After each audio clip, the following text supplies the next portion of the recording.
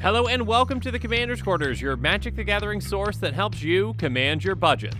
This show and episodes like this one are possible thanks to viewers like you. If you're looking for an easy way to help support this show, make sure that you like, share, and subscribe. Also, hit that bell notification icon so you don't miss any new episodes. You can also go check out our playmats and other merchandise at thecommandersquarters.com. Another easy way to support this show is with our TCG player affiliate links. So whether you're buying a deck or individual cards, you can use this general link right here or one in the description. And the final way that you can support this show is by supporting us directly by becoming a patron. There are many benefits to being a patron, and I truly couldn't do this without all their support.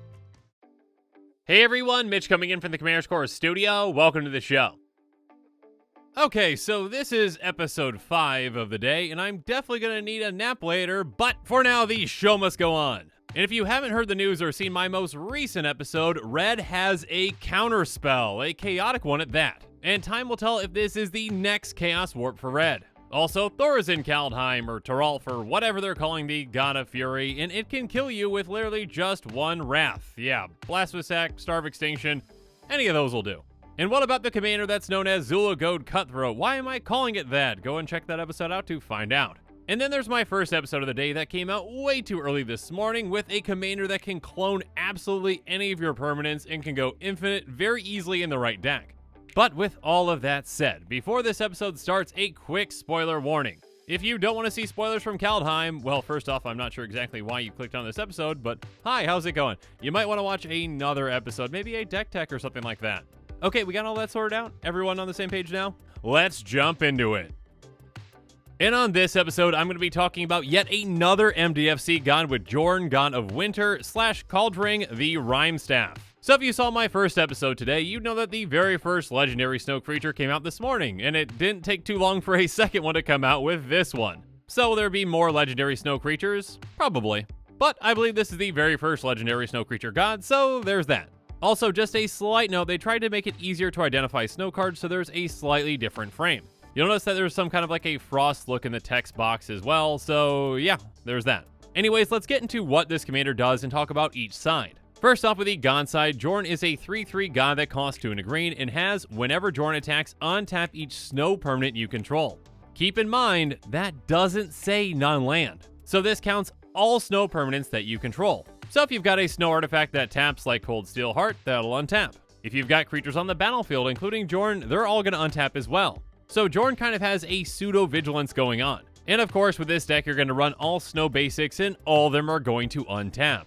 Now, obviously, this card is reminiscent of certain other cards, and we'll get to those here in a bit, but first, let's talk about the backside of the card. Kaldring the Rimestaff is a legendary snow artifact that costs 1 blue-black, and it has tap. You may play target snow permanent card from your graveyard this turn. If you do, it enters the battlefield tapped. So we could essentially utilize our graveyard as a second hand with this. Well, that is to say, if we've got snow permanents in our graveyard. Now, one thing I want to mention before delving further into this card. Obviously, the more and more snow permanents come out, and the better those get, the better this commander gets. There are certain snow permanents out there that are already playable, but we're going to be getting more and more hopefully in this Kaldheim set. Regardless, when it comes to the two sides of this card, I think it is pretty apparent that the front is going to be the focus. Being able to untap all of your lands once each turn is a very powerful thing.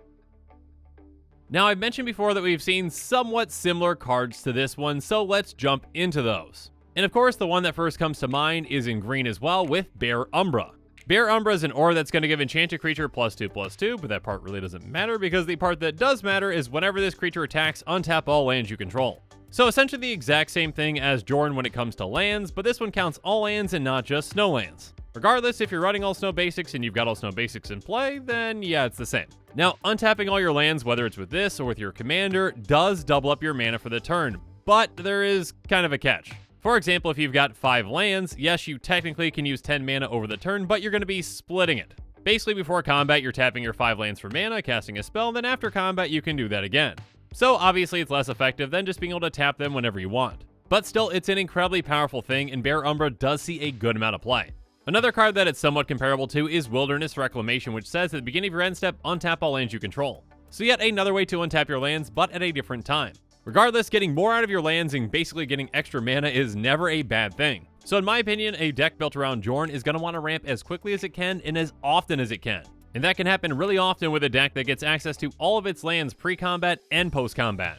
But one thing I should have mentioned earlier, keep in mind that Jorn has to attack, so you are putting Jorn in harm's way. But you may be able to make deals with other players, or you're probably going to have other ways to get Jorn through. Regardless, you're probably not going to play the Kaldring side too often, but if you do, it's most likely just going to be kind of like a Ramanap Excavator kind of thing. But yeah, it can only get you back one thing per turn as well. So unless some snow card gets spoiled and there's some absurd combo, I really think that the front is going to be heavily focused on.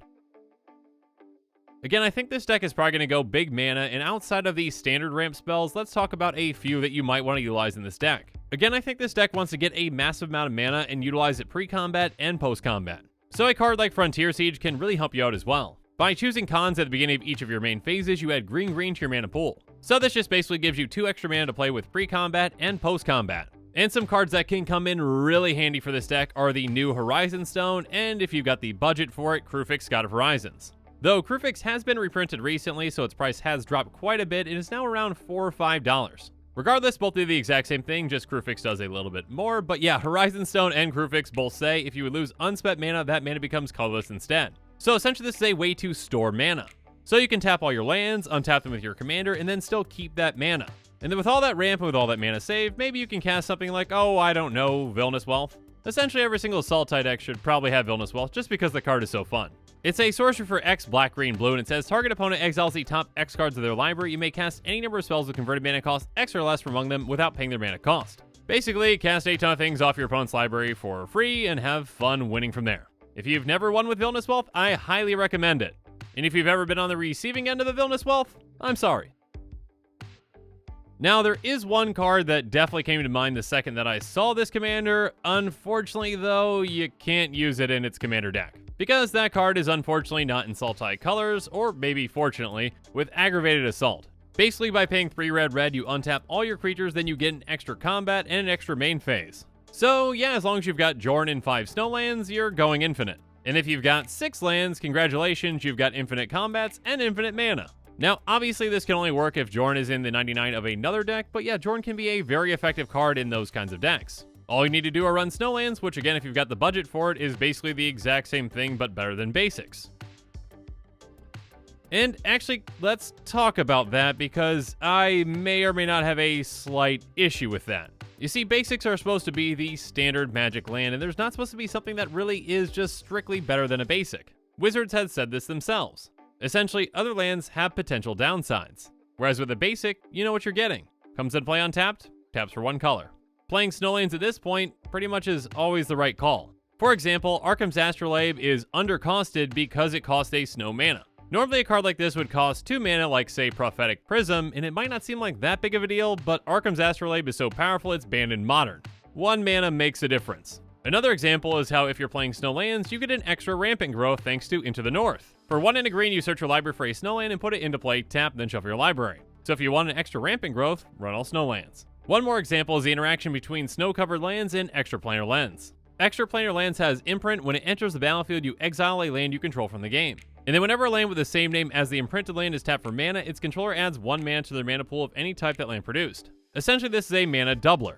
And the reason that this is used in combination with snow-covered lands is to not allow your opponents to get the same benefit as you. Your opponents might have islands, but they're most likely running regular islands. Snow-covered lands obviously cost more than basic, so unless they've got a real reason to actually run them, they're not going to. So the thought is that in this set Kaldheim, there is and should be a snow hate card. Essentially a deterrent for not playing snowlands because, again, if you've got the budget for it, you probably should just play them. And if you're thinking there must be deterrents already out there currently, well, let me show you your options. First up, there's Melting, an enchantment that costs 3 and a red and says all snow-covered lands become non-snow-covered lands of the same type. Wow. Definitely a hate card I want to include in all of my decks. Although if your friend does have the Jorn deck, that's really going to shut them down. Anyways, the other one is Cold Snap, which has cumulative upkeep too, and says during each player's upkeep, Cold Snap deals 1 damage to that player for each snow-covered land they control. So essentially karma for snow-covered lands, but it also has a huge cumulative upkeep cost. So yeah, not a deterrent that people are going to run. Now, am I saying that I want like a back to basics, but for snowlands? I don't know if I'd go that far. I'm just saying there's probably going to be some sort of a deterrent in this set, so it's going to be interesting to see what that ends up being. I'm just hoping it's going to be flexible, can fit in a good amount of decks, because again, the right answer always shouldn't just be snowlands, because why not? Regardless, I kind of went off track right there, but actually this is kind of going into my gut feeling as well, so let's just keep going. Jorn is an effective ramp commander that can give you an absurd amount of mana pretty quickly.